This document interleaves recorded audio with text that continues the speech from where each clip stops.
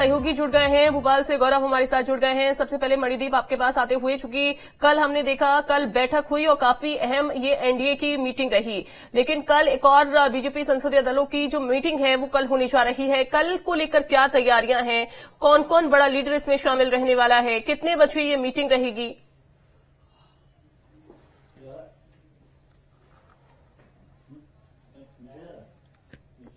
देखिए, एनडीए के तमाम जितने भी घटक दल हैं, जो हम लोगों ने देखा था कि कल प्रधानमंत्री नरेंद्र मोदी के साथ बैठक में मौजूद थे, वही तमाम जो लीडर्स हैं वो सभी लोग कल भी जो बैठक होने वाली है, जो विस्तार से बैठक होगी, उसमें रूपरेखा तय होगी, कैबिनेट के जो हिस्से हैं उन पर बातचीत की जाएगी, सरकार की आगे की 5 साल की कार्यप्रणाली किस तरीके से रहेगी उस पर बातचीत की जाएगी, तमाम बिंदुओं पर सहमति बनेगी। क्योंकि कल की जो बैठक हुई थी वो सिर्फ समर्थन पत्र देने की बैठक थी, एक तरीके का शक्ति प्रदर्शन था कि हम सभी लोग प्रधानमंत्री नरेंद्र मोदी के नेतृत्व में काम करने के लिए तैयार हैं और वही हमारे लीडर हैं। वो कल का मैसेज क्लियर हो गया। अब उसके बाद का जो सेकंड स्टेप है वो मैसेज ये है कि हाँ, हम सभी लोग इस तरीके से मिलकर के और ऐसे ऐसे आगे काम करेंगे, और उसी के मद्देनजर कल की बैठक होनी है। और कल की बैठक प्रधानमंत्री नरेंद्र मोदी की अध्यक्षता में होगी। 8 जून को चूंकि शपथ ग्रहण होना है, कल की बैठक के बाद में जो एनडीए के तमाम नेता हैं राष्ट्रपति के पास जा सकते हैं और कह सकते हैं कि सरकार बनाने के लिए उनको आमंत्रित किया जाए, क्योंकि उनके पास में वो बहुमत का आंकड़ा है, उनके पास में वो जादुई नंबर है। बिल्कुल। एक और चीज यहाँ पर समझना चाहूंगी मणिदीप, चूंकि हम देख रहे हैं कि इस बार बहुत ज्यादा जल्दी हो रहा है। कल भी नीतीश कुमार की ओर से कहा गया था कि अब जितना जल्दी हो जाए वो सरकार बनाने का जो दावा है वो पेश किया जाए, जितना जल्दी हो सके सरकार का गठन हो जाए। इतनी जल्दीबाजी में ये सारी चीजें क्यों हो रही हैं? दूसरा सवाल ये भी कि यहाँ पर हम ये भी देख रहे हैं कि नरेंद्र मोदी ने कल इस्तीफा तो सौंपा, लेकिन 8 जून को ही क्या फाइनल डेट है कि 8 जून को ही वो शपथ लेंगे?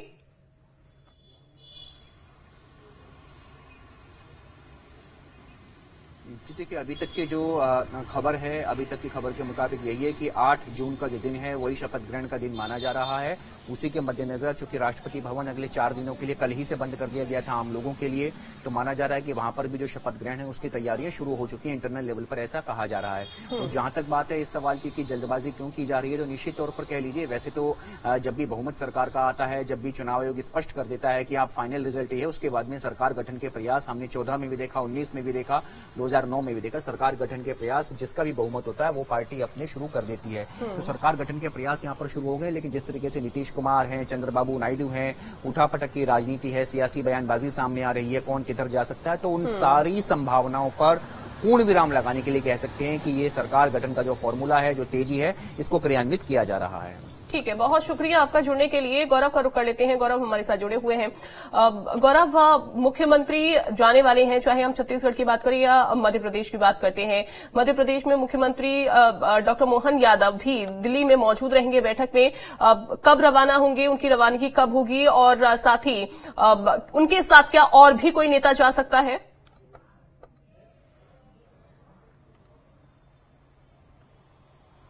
देखिए, बिल्कुल, क्योंकि मध्य प्रदेश की एक बहुत ही महत्वपूर्ण भूमिका इस बार के चुनाव में हो जाती है, क्योंकि अगर हम हिंदी पट्टी के प्रदेशों की बात करें तो मध्य प्रदेश में बीजेपी का सबसे अच्छा परफॉर्मेंस रहा है, जहां हर राज्य में बीजेपी को कुछ न कुछ नुकसान झेलना पड़ा है। लेकिन मध्य प्रदेश एक ऐसा राज्य है जहां से 29 की 29 लोकसभा सीटें जीतने में बीजेपी कामयाब हुई है। और ऐसे में अब जब दिल्ली में बैठक होने जा रही है कि आने वाली जो सरकार होगी उसका रूप कैसा होगा, किस तरीके से इनमें लोगों को शामिल किया जाएगा, सांसदों को शामिल किया जाएगा, किसका क्या पोर्टफोलियो रहेगा, तमाम जो आगे का रोडमैप रहेगा उस पर चर्चा की जाती है। तो ऐसे में मध्य प्रदेश की भूमिका सबसे अहम हो जाती है। खासकर अगर हम बात करें मुख्यमंत्री मोहन यादव की, तो मोहन यादव ने जब मध्य प्रदेश की कमान संभाली उसके बाद 29 की 29 लोकसभा सीटें पहली बार बीजेपी जीतने में कामयाब हुई है। अब मोहन यादव आधे 1 घंटे के अंदर भोपाल से दिल्ली के लिए रवाना होंगे। भोपाल में अभी उनका एक कार्यक्रम है, उस कार्यक्रम में अभी वो शिरकत करने के लिए पहुंचे हैं। उसके बाद वो यहाँ से स्टेट हैंकर पहुंचेंगे और वहां से वो दिल्ली रवाना होंगे और दिल्ली की बैठक में वो शामिल होंगे।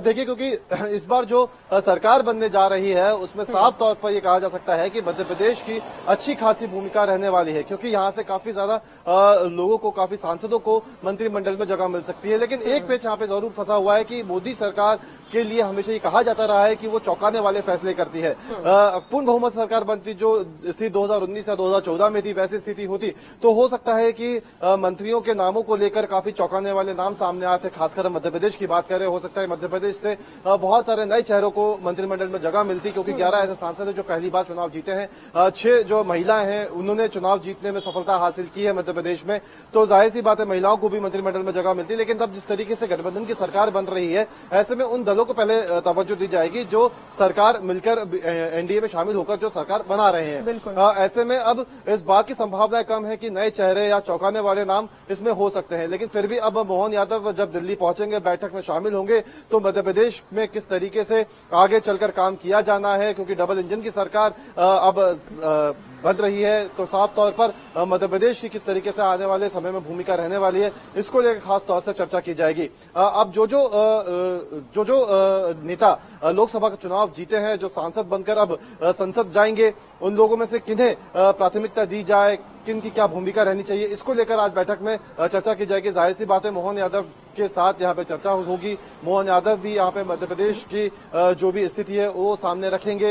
यहाँ पे पार्टी की क्या स्थिति है, पार्टी क्या सोचती है, वो सारी बातें उनके सामने रखी जाएगी। आला कमान के सामने सारी बातें रखी जाएंगी। हालांकि अगर हम मध्य प्रदेश में देखें तो कुछ नाम ऐसे हैं जो पहले से ही चर्चा में रहे कि अगर बीजेपी यहाँ पे चुनाव जीतती है, सरकार अगर एनडीए की बनती है, तो ये नाम संभावित है, जिसमें सबसे पहले नाम जो है ज्योतिरादित्य सिंधिया का ही है, क्योंकि वो अभी वर्तमान में मंत्री हैं, नागरिक उड्डयन मंत्री हैं। ऐसे में अब सरकार बनती है तो जाहिर सी बात है उन्हें फिर से मंत्रिमंडल में जगह मिलेगी। इसके अलावा हम बात करें तो पूर्व मुख्यमंत्री शिवराज सिंह चौहान जो सबसे ज्यादा मार्जिन से जीते हैं इंदौर के बाद, तो उनकी एक बहुत अहम भूमिका रहने वाली है आने वाले समय में, तो उन्हें एक अच्छा पोर्टफोलियो मिल सकता है। इसके अलावा अगर हम वीडी शर्मा की बात करें तो वीडी शर्मा के परफॉर्मेंस से भी आला कमान काफी खुश है, क्योंकि हमने देखा कि वीडी शर्मा का जो कार्यकाल था प्रदेश अध्यक्ष का, वो 2023 में समाप्त हो गया था, लेकिन चुनावों के चलते उनको 1 साल का एक्सटेंशन मिला था।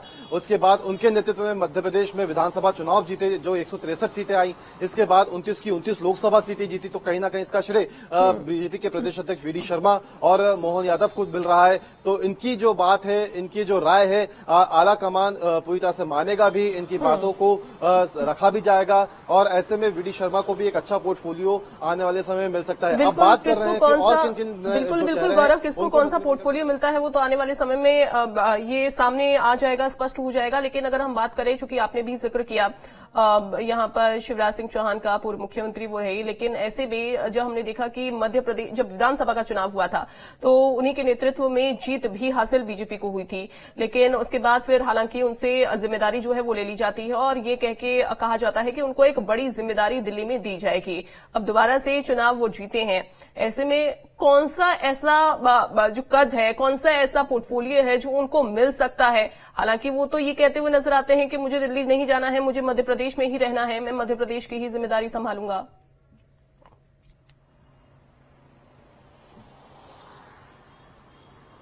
देखिए, बीजेपी एक ऐसी पार्टी है जो कैडर बेस्ड पार्टी है।